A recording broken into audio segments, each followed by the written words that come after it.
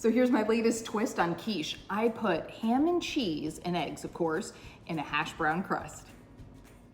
Let's start with one ingredient that may require a little insight. So you'll notice in this recipe that I call for bacon drippings and they're melted. This is how I save mine. Every time I make bacon, I pour off the drippings and I put it in this jar and then save it in the refrigerator. Then if I make an egg dish or pancakes, I grease the pan with the bacon drippings. It adds a ton of flavor. Feel free though to use olive oil, you can use the bacon drippings, or you can use butter.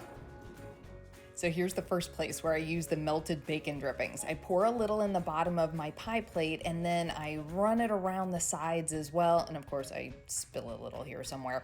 And this is going to keep the hash browns from sticking to the pan while it bakes. It's also going to add flavor.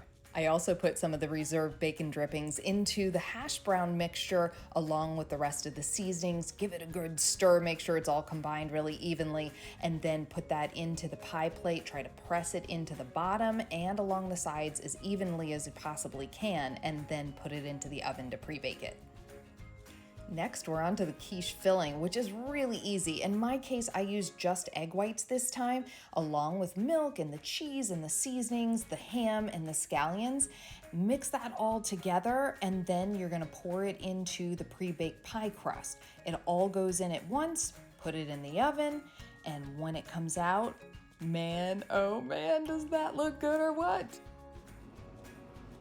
So here it is, ham and cheese quiche and a hash brown crust. Man, it smells good. Can't wait to dig in. You can find this recipe and many more at homewithshay.com. Shay Ryan, ABC Action News.